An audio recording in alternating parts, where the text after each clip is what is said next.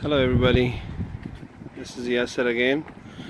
Okay, today I'm here to take you guys to the Columbia, South Carolina Museum. So let's see what's inside. This is my first time going here, so let's see. I'm pretty sure they have some really nice stuff in here. Wow, that's beautiful. I was just having like a boring day, so I was like, let's take a look of Columbia Museum. And I've been in this city for like 8 years, and I never been to the museum before. So look at this. This is just the entrance, and it's amazing. It was just a cloudy day, so I was like not to go for the business and just chill and have some fun. So look at this. This is the map of South Carolina.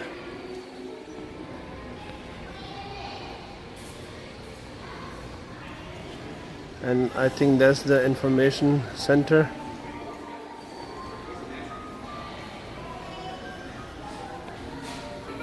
Okay, I just got a book for myself just to explore Columbia further, because I've been here and I only know a few places here.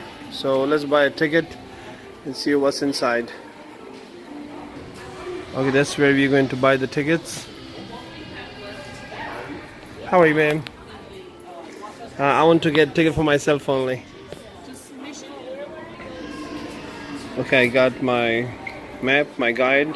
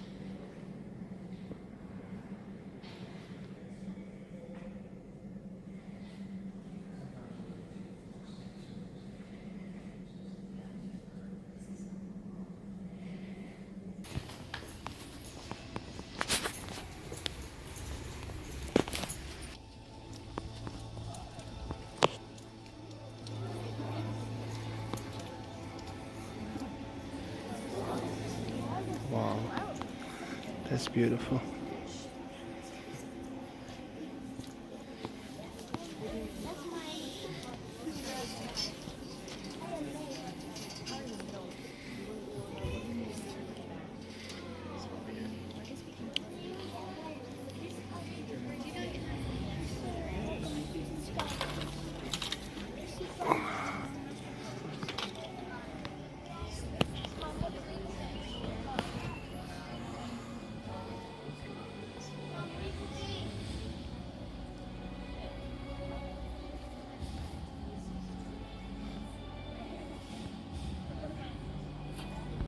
But they're actually currently turned off.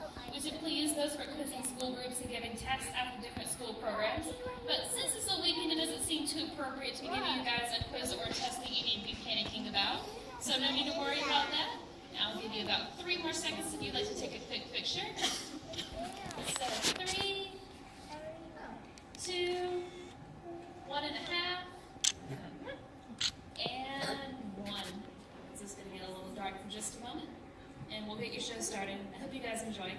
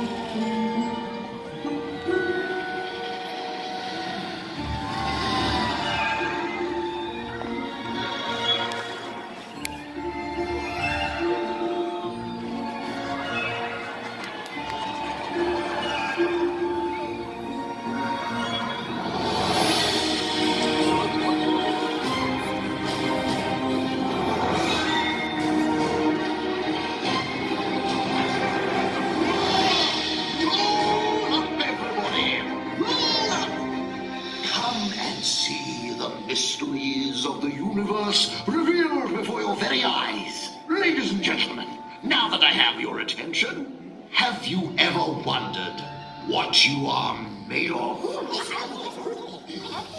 Have you ever wondered where everything came from?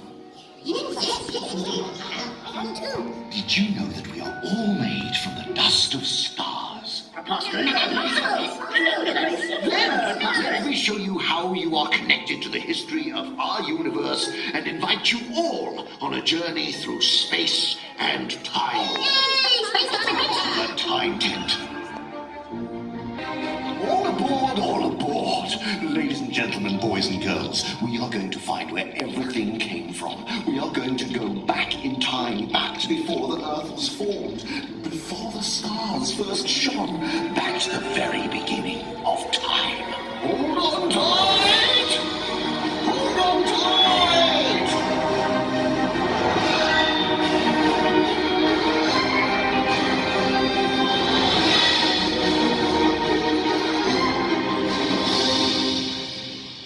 We have gone back in time 13.8 billion years to the beginning of our universe.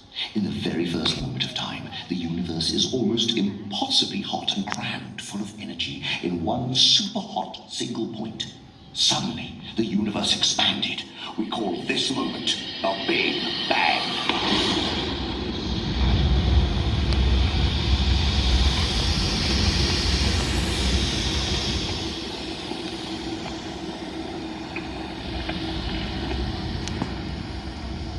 Within a millionth of a second, the universe is transformed into a dense soup of subatomic particles.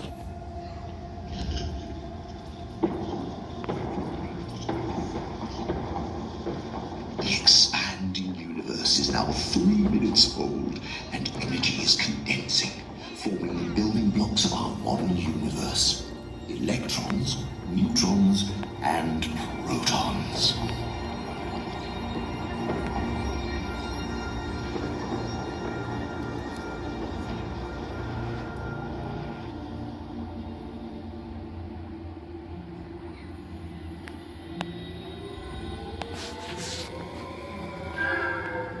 The universe is now 380,000 years old. The particles called electrons have slowed down and are beginning to be attracted to the protons. Each electron carries a negative charge, and each proton has a similar but positive charge.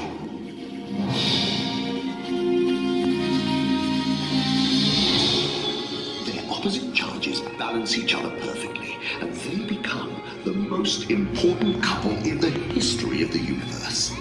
The first atom. Hydrogen.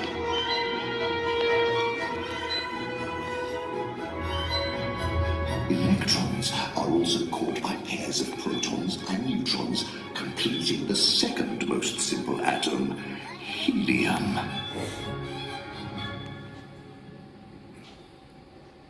The universe is now 500 million years old, and the hot energy soup has calmed down to a cold, dark cloud. A fine haze of atoms, mostly hydrogen, fills the universe. No galaxies, no stars, and no planets. Just atoms floating in space. And our story would end there, but for the invisible, inescapable effects of gravity. What's a gravity? Gravity is an invisible force that pulls in every direction from anything that has mass. Atoms are really, really small, but each one has a tiny amount of mass. So every atom's gravity is gently, almost imperceptibly, pulling on every other atom in the universe. Slowly but surely, throughout the universe, gravity begins to shape the clouds of hydrogen.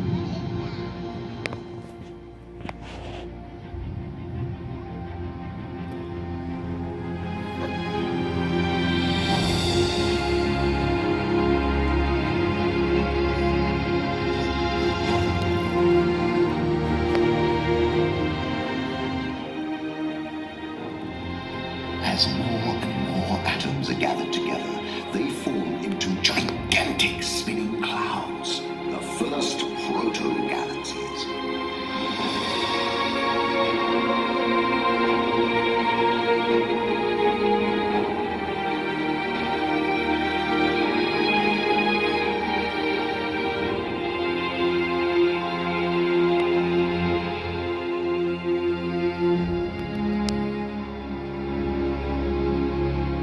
As the galaxies take shape, bright spots appear deep inside.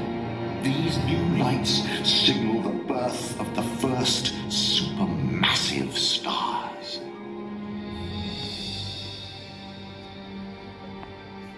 Each star starts its life as a giant ball of cold spinning hydrogen. As the spinning cloud's gravity pulls in the surrounding gas, the ball begins to grow and grow.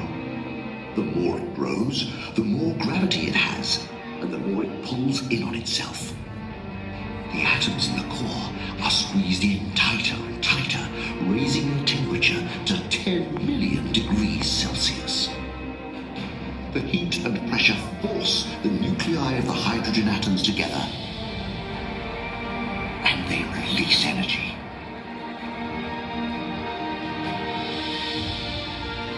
As the energy escapes from its surface, the star begins to shine.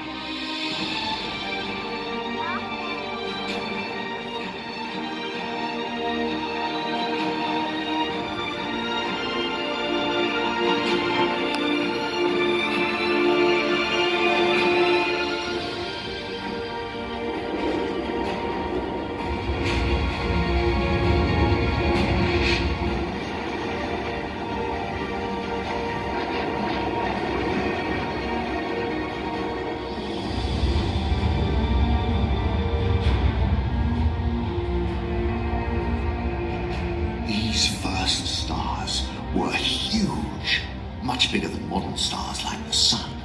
This one is so big, it could swallow our entire solar system. If you could cut the star in half, you'd see outer layers of hot hydrogen plasma churning around a glowing core. The core is where almost all the heat is generated by a reaction called nuclear fusion. Nuclear fusion doesn't just make the star shine. Something new is being created deep inside.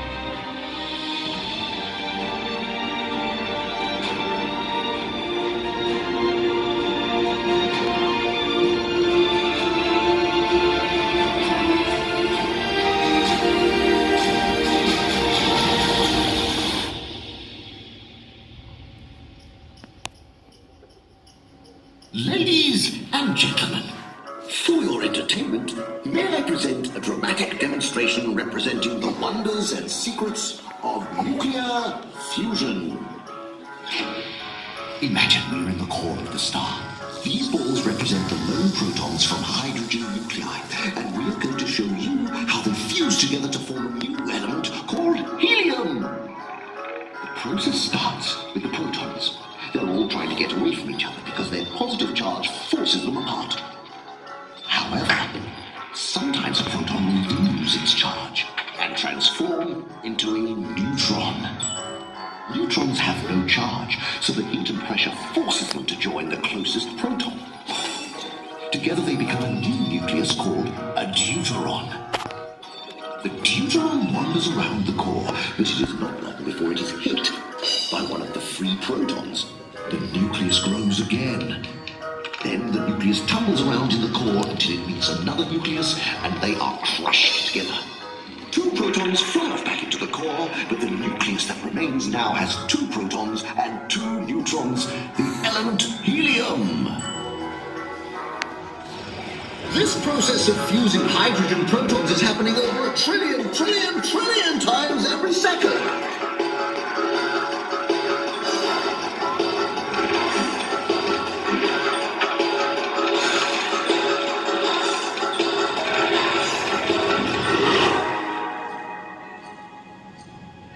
Gradually, the helium fills the core. You might expect that once the core has turned all its hydrogen into helium, that it would stop working. But the element building has only just begun. As the hydrogen is used up, the core gets denser and hotter, allowing the helium nuclei to fuse into another heavier element, beryllium. Again, the temperature of the core rises and the beryllium begins to fuse with the helium into carbon. Fusing carbon raises the temperature of the core again. Under the pressure, the new elements start to fuse with each other and with the hydrogen. Many of the elements we know today are built in a star's core.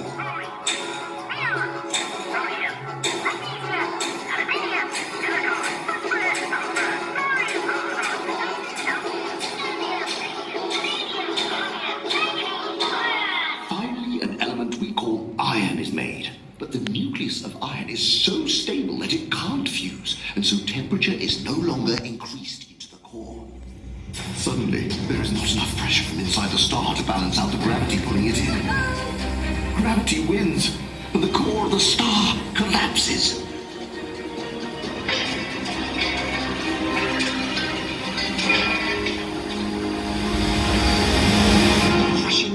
Slams the atoms against each other with such force, the star blows itself apart in a supernova.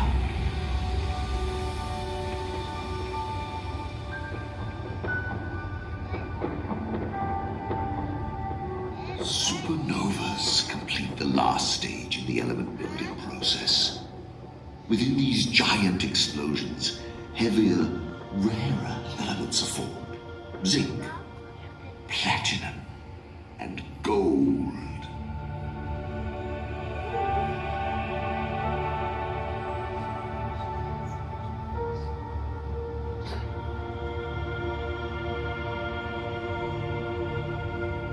Over billions of years, the debris of exploded stars slowly collects together into giant clouds, still mostly hydrogen, but now peppered with a mix of heavier atoms. We call these giant clouds nebulae. This one is so big that it could contain our solar system hundreds of billions of times over. Deep inside these pillars, something is happening to the atoms. They are starting to reach out to each other and form Excuse me, mister. Yes, young lady. What is a molecule? Ah, good question. Let's go take a closer look.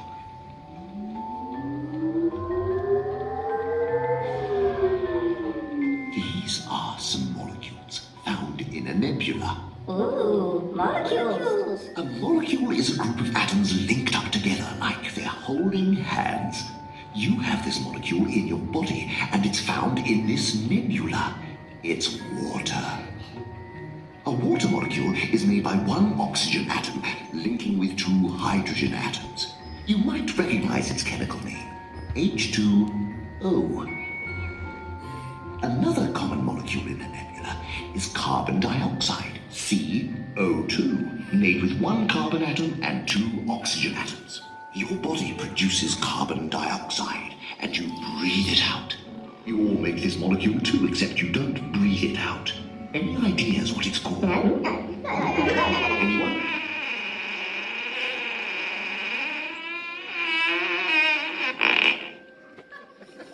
Thank you very much, but all I was after was the word methane. You made a methane. Right, God. When it comes to atoms in your body, carbon atoms are the most important. You see, carbon can bond with up to 4 different atoms at once, making it possible to create really interesting molecules.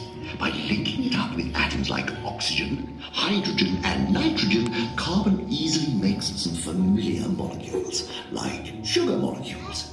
It is in fat molecules a vital part of protein molecules. Unfortunately, these molecules are quite fragile, and the radiation of space easily breaks their bonds. So we need to build somewhere that's protected and big enough to collect plenty of molecules. Somewhere like a planet.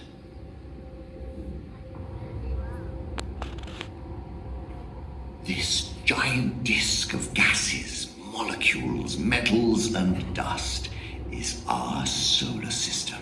And at its center is a very young sun.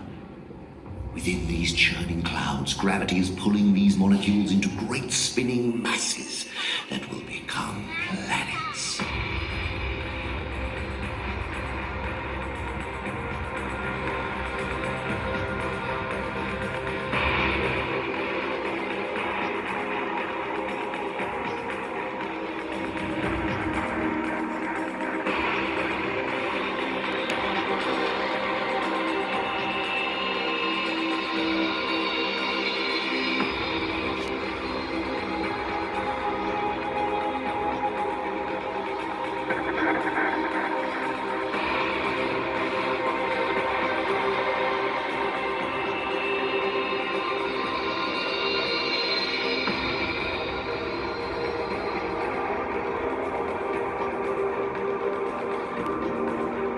This young planet is our Earth, already 1 billion years old.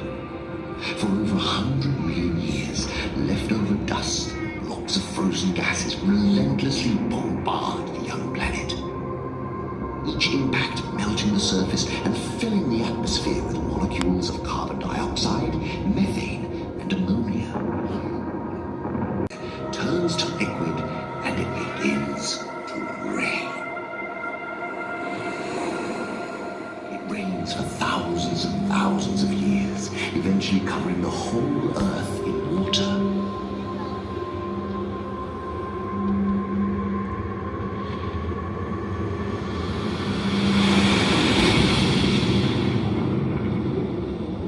Under this ocean, a new stage in the journey of atoms and molecules is beginning.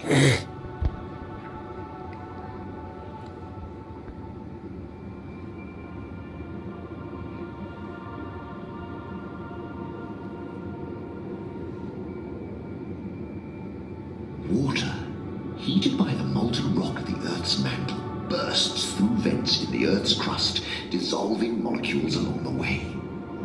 As it meets the cool water of the ocean, these minerals are deposited, forming towers. As the molecular mixture passes through the mineral-rich chambers, they start to form the molecules we call the building blocks of life. Perhaps it was inside a vent like this, following hundreds of millions of years of chance interactions, that molecules formed the first life in the shape of cells.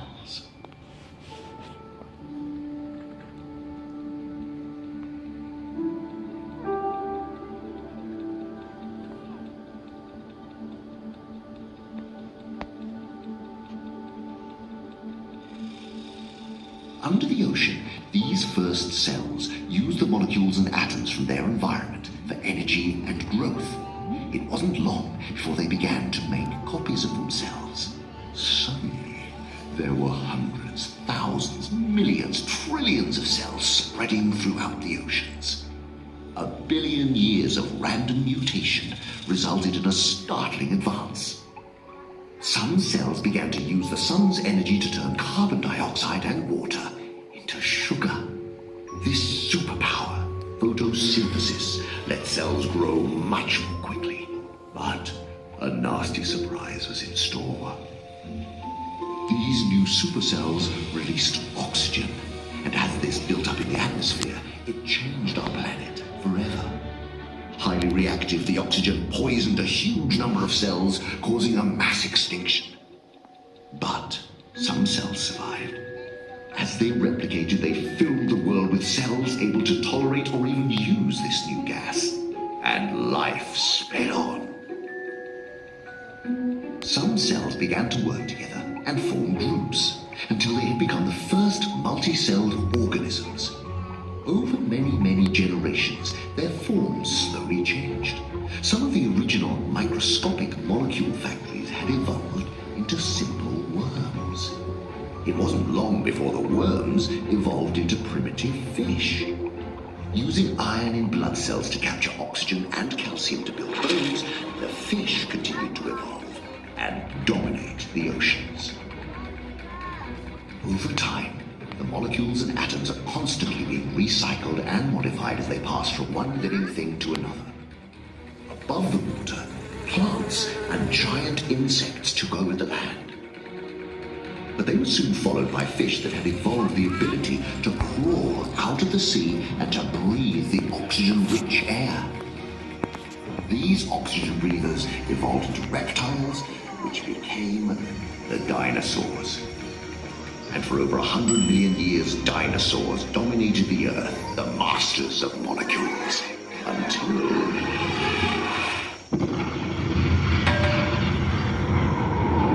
the giant impact changed the environment so rapidly that many forms of life were unable to survive. The age of the dinosaurs came to an end. But some species did survive. With the dinosaurs gone, animals evolved to take their place as new top atom organizers. Through the process of natural selection, they adapted to new habitats. As species died off and new ones flourished, a tree of life mapped out the generations. Then millions of years later, on a distant branch of the family tree, there grew a new branch of mammals, the apes. Many, many generations later, on a twig from there stood some very strange apes. These apes were strange because their atoms had formed brains that didn't just think simple thoughts like, I'm hungry, but complex ones like, what are we made of and where did it all come from? They have been finding out the answers ever since. We have discovered that we are made of atoms, and these atoms are on a journey as old as the universe. Before they became part of you, they were in animals, plants, and in the air. They were once in dinosaurs, in primitive fish, and made up the very first cells. Cells assembled from molecules containing atoms that first arrived on Earth as comets and asteroids. Born within the clouds of giant nebulae containing complex atoms, delivered by exploding stars. Atoms that had been fused by gravity deep in the core of the stars. Stars that were formed from giant clouds of hydrogen. The same hydrogen that was the first relationship between a proton and an electron. But it all started when energy came together to form matter after the universe expanded from a single tiny point.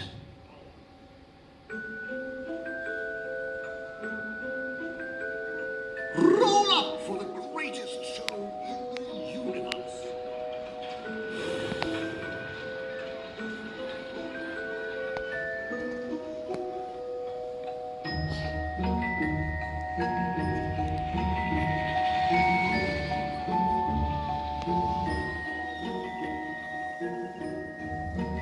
We have gone on a journey to discover what we are made of and where it all came from. We have seen how the atoms in our bodies hold within them the history of the universe. Every atom, from the iron in our blood and the calcium in our bones to the oxygen we breathe, they all once came from a distant point of light.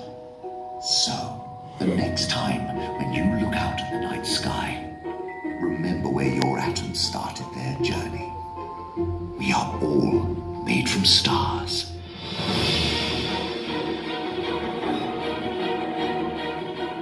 That brings us to the end of our show for this afternoon. Thank you guys so much for coming. I hope you all enjoyed it. I've propped open the doors right behind you. These lead you back out to the second floor of the museum, which is the easiest way to make it back out to you. Have a wonderful day.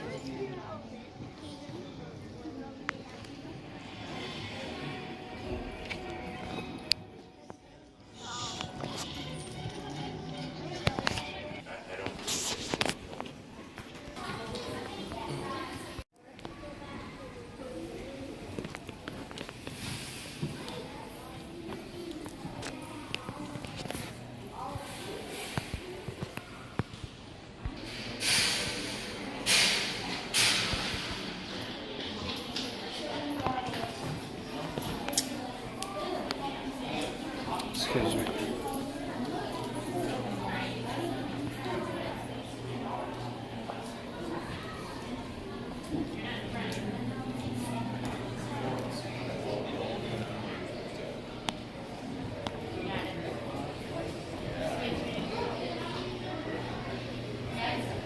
No, that's my man, Superman.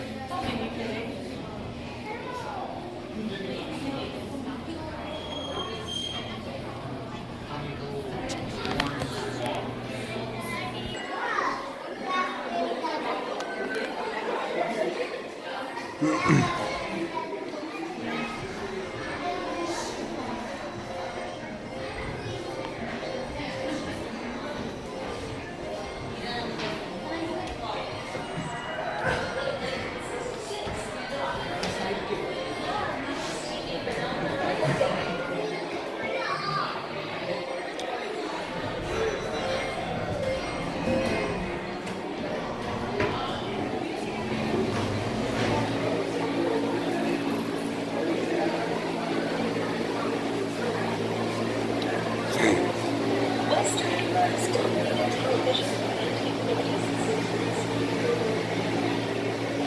Western Mass died in 1966 and became a prominent biggest TV phenomenon of the decade.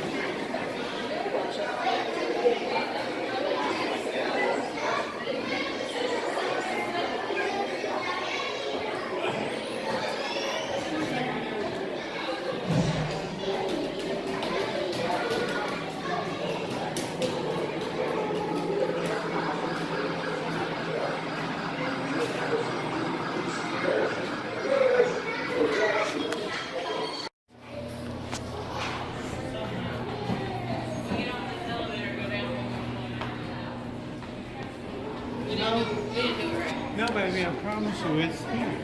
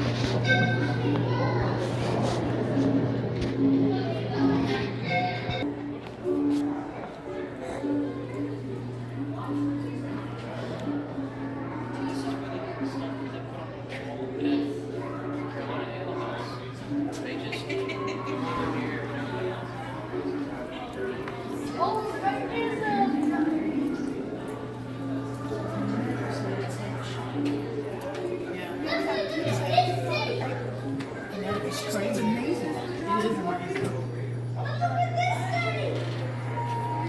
Did you see the Oldsmobile? Yeah.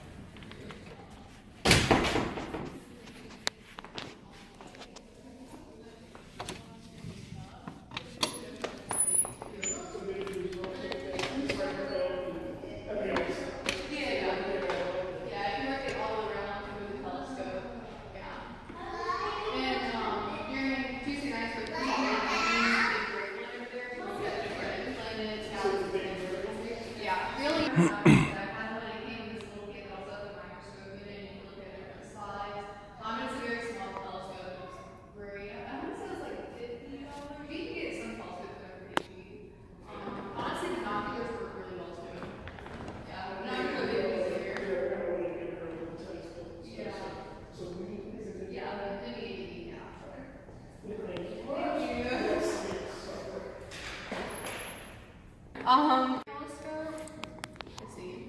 So the picture which you're gonna show me right now, they are of the sun or the moon? There's actually a bunch of different objects we've seen with the Gray Telescope. Okay. So this right here is Jupiter, and this is what we can see with the Gray Telescope. And this is the Great Telescope. Yeah, the biggest one. It's 16 feet long. Yeah. Is this the biggest telescope like they ever made? No, it's not the biggest one ever made. I want to say locally close by it is the biggest. I know South Carolina University. Okay. They also have a telescope, but theirs isn't as big as ours, not to like brag or anything. Okay. But yeah, this one's pretty big. The furthest thing we've ever seen with this telescope was a galaxy that was 50 million light years from us. Oh, okay. We don't have a picture of that, but we do have this galaxy. This is 12 million light years. It's called the Cigar Galaxy. Wow. It's a bit closer than the other one, but it's still pretty Wow. far. Yeah. And this picture was taken by this telescope? Or? This gray one up there. Wow. Yeah, we attach a camera to it so we can take the pictures. We use this one Tuesday night for up until 8. Wow. And that's when we look at the different planets and stuff like that. Wow. So what are the other pictures do you have? We have this one of Saturn. Here. You can see the rings of Saturn Wow. really well with this. And how can I see the moon or? Yeah, and what's funny about this telescope, it has a very narrow field of view, so we actually can't see the moon fully. You can only see bits and pieces, but what we can see is very clear. Wow. Yeah. That's amazing. We have this one, a couple more. That's very clear. Yeah. And do you have like some more pictures? These right here, they're a bit blurry. These are focused on certain craters. Okay. Here. This one.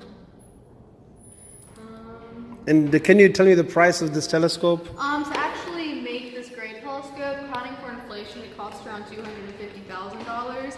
It was made in 1926, so it was a bit cheaper then. But how much it's worth, we don't actually know because it is one of a kind. Okay. So it could be worth a lot more than $200,000. Wow, that's a lot of money. Yeah. Okay. And can you just show me the sun again, please? And what were those, the yellow and the red picture? This yellow picture, we took that with the camera. We just added the color to it so you could see everything better. All the Okay. planets over here are to scale, so you Okay. can see how small they are compared Wow. to the sun. And then this picture right here, also of the sun, is if you were to look through the telescope, not with the camera. It looks red because that telescope has a bunch of filters that make it safe to actually look at this. Okay. But what's cool about this picture is this black dot right there. It's actually Mercury going across the sun. Wow. I thought like it was like dust something like on the screen. Yeah. Yeah, it looks like that. But you can Okay. see how small Mercury is. Wow, that's amazing. Thank you so much. you. Thank you so much.